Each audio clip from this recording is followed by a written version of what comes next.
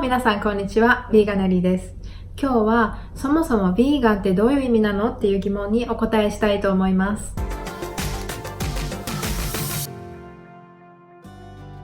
1944年にイギリスでヴィーガンソサエティが発足した時にヴィーガンという言葉ができました。もともとあったベジタリアンという言葉の最初と最後の文字を取ってヴィーガンという言葉になりました。まず公式な定義なんですが、ヴィーガンソサエティによると、可能で実用的な限り動物からの搾取や動物への残虐な行為を排除した生き方のことを言います。ここでまずヴィーガンの人が消費しないもののリストを先に挙げてしまいます。この定義にあるように、動物からの搾取、残虐な行為をしない生活の仕方なので、食べ物だけではなくその他生活に関わってくるいろいろな商品、製品から動物由来のものを除いています。まず食べないものはお肉、お魚、乳製品、卵、蜂蜜です。着ないものは羊毛、ウール、毛皮、革、シルクなどです。その他にもスウェード、アンゴラ、モヘア、ダウンなど動物由来のものでできた衣類は一切着ません。着るものだけではなくて家具も動物由来でできたものが結構あります。例えばダウン、羽毛の入った枕とか掛け布団とかも使いません。あとは革の貼ってある椅子、ソファーなども使いません。また動物実験をしている生活用品、化粧品なども使いません。必ずクルールティーフリーのマークがついている動物実験をしていない商品を買うようにしています。これには例えばシャンプー、ボディウォッシュ、化粧水、顔に塗るクリーム、石鹸、食器洗剤、洗濯洗剤などがあります。またラノリン、ゼラチン、蜂蜜など動物性由来のものを使った化粧品も使いません。動物を利用したエンターテインメントにも行きません。これには例えば水族館、動物園、観光地でのゾウ乗り、乗馬なども行いません。また動物性由来のものが直接入っていなくても製造過程で動物が使われていた製品も消費しません。これには一部のワイン、ビールなどが挙げられます。動物の自然生息地を脅かす製造の仕方をした製品も買わないようにしています。これには例えばパームオイルなどが挙げられます。ここまで聞いて消費しないもののリストが多すぎて極端だなとか難しそうだなって思う方がいらっしゃると思うんですが、これもダメ、これもダメ、これもダメっていうルールがたくさん存在しているっていう見方ではなくて、動物から搾取をしないっていうこのたった一つの理由をもとに出来上がった生き方っていう風に考えていただければ、何を消費しないのかが自然とクリアになると思います。実は特に極端な生き方をしたり特別なことをしているわけでは全くありません。多分ほとんどの方が動物の苦しみには参加したくない、加担したくないと思っていらっしゃると思います。ヴィーガンという生き方はお金を払って消費することによって何らかの形で動物の苦しみに加担してしまうことを避ける生き方を言います。犠牲になってきた動物たちの苦しみを減らす社会的、倫理的手段です。なので決してダイエットとか食事法ではありません。皆さんは地球上にどれぐらいの野生の哺乳類がいるかご存知ですか？実はもう野生の哺乳類は 4% しかいません。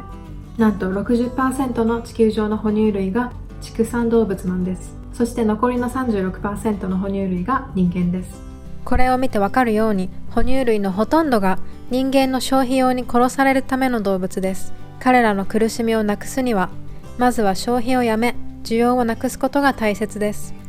1年間に殺される家畜の数は560億匹と言われています。このうちのほとんどが鶏です。これに比べ1年に殺される魚の数は 2.8 兆匹ほどと言われており、とてつもなく大きなスケールでの犠牲だということがわかると思います。このままのペースで人間が魚の消費を続ければ2048年には海から魚がいなくなるという研究結果も出ています。この地球を分かち合う生き物の一員として他の動物たちにも苦しみを与えないことはある種の責任だと思います。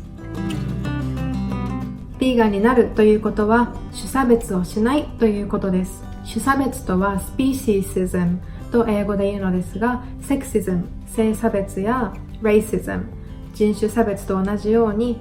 種によっての差別のことを言います。この種差別は人間の方が動物よりも偉い上の立場にあるから動物のことを搾取してもいい、商品として扱ってもいいと正当化する考えだと思います。これに加え動物の中でも私たちは種差別をしていると思います。例えば犬、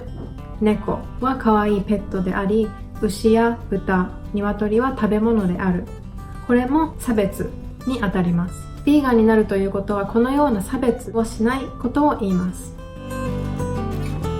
ここまでヴィーガンとはどういう生き方なのかを説明したのですが、ベジタリアンとよく混ぜて考えられてしまうので違いをご説明します。ベジタリアンとはお肉、お魚を食べない人のことを言います。なので理由は人によって様々です。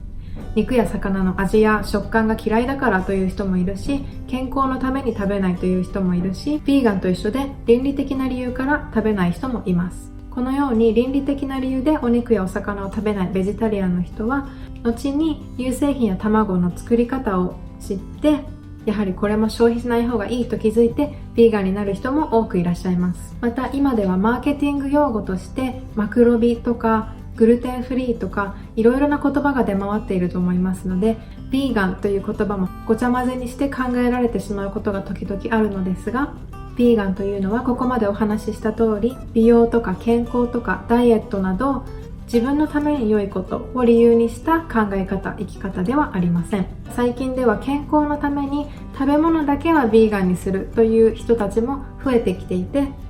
そういう人たちのことはプラントベースダイエットの人とかダイエタリーヴィーガンというふうに呼んでいます。このダイエタリーヴィーガンという言葉が生まれたことによって、元々の意味であるヴィーガン、倫理的な意味でヴィーガンになった人たちのことをエシカルヴィーガン、倫理的なヴィーガンという呼び方もするようになってきました。また日本ではこれに加え、食のバリアフリーという観点からヴィーガニズムが取り上げられることが多くなってきたと思います。特に2020年のオリンピックで海外からの観光客が増えるであろうという観点からビジネスチャンスとしても捉えられているみたいです。社会のダイバーシティ、多様性、そしてインクルーシビティ、マイノリティでも参加できる社会という考え方は非常に大切なことだと思います。なのでヴィーガン食への対応をしているお店が増えることは嬉しいです。でもただ海外から来る人のライフスタイルに対応しないといけないという表面的な処置だけではなく、ぜひなぜ個人個人がヴィーガンになる選択をしたのか理解した上で対応していただきたいです。そうすることによってただ単に対応しなきゃいけないものではなく、自分自身にも日本にとっても非常に大切で意味のある選択だと分かっていただけると思います。ヴィーガンの数はここ数年でどんどん爆発的に増えてきていて、2018年の統計だとイギリスでのヴィーガンの数は60万人ということです。この世界で起きているヴィーガンムーブメントは歴史的に見るとソーシャルジャスティスムーブメント、社会的正義運動の一つになります。歴史的には他にも奴隷解放運動、女性の参政権運動、黒人市民権運動などがありました。奴隷も商品として見られ売買されましたし、女性も多くの国で歴史的に男性の所有物として見られてきて権利がありませんでした。犠牲者は人間だけではありません。動物も長い間商品として見られ売買され殺されてきた犠牲者です。このような歴史を見ていただくと、決してヴィーガニズムというのが動物がかわいそうだからという感情に流された生き方ではないということが分かっていただけると思います。今このヴィーガンムーブメントが世界中で起きていることによって、いつの日か動物から搾取することのない、動物を商品として見ることのない社会が出来上がればいいなと思っています。と、ここまでヴィーガニズムがどういう意味なのかお話ししてきましたが、動物にとっていいだけではなく、実は地球の環境にもいいし、人間自身の健康にもいいということが証明されています。そのお話をちょっとだけしたいと思います。2018年に行われたオックスフォード大学の研究でははっきりとこう言われています。地球環境へのダメージを少なくする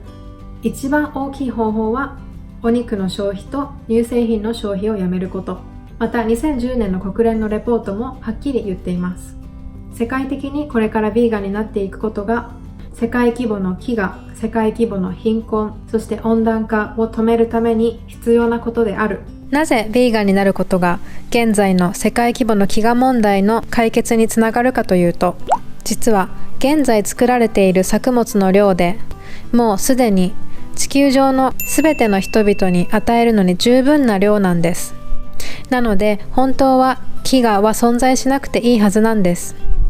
これを実現するためには世界規模でヴィーガンになる必要があります。畜産動物に与える餌用の作物を育てる土地と畜産動物の居住用の土地を合わせると、なんと地球の3分の1以上の面積になります。人間の食べられる作物の 34% が家畜に与えられているんです。畜産が生み出しているグリーンハウスガス、温室化ガスはなんと世界中のすべての交通機関が出している温室化ガスの総量よりも多いんです。これは飛行機や車などすべて含めた量です。アマゾンの破壊の 91% が畜産によるものです。1秒にサッカー場1つ分の面積の熱帯雨林が破壊されていると言われています。その主な原因が畜産です。2015年には WHO 世界保健機構が加工肉を発がん性物質のグループ1と位置づけました。これはタバコやアスベストスと同じカテゴリーに入ります。また赤身の肉も発がん性物質のグループ2に入っています。英国栄養士会も米国栄養士会もすべての年齢層がバランスの取れたヴィーガン食で健康に生活できると言っています。実際に世界で活躍しているヴィーガンのアスリートの方々もいっぱいいらっしゃいます。というわけで今日はヴィーガンという言葉についてお話ししました。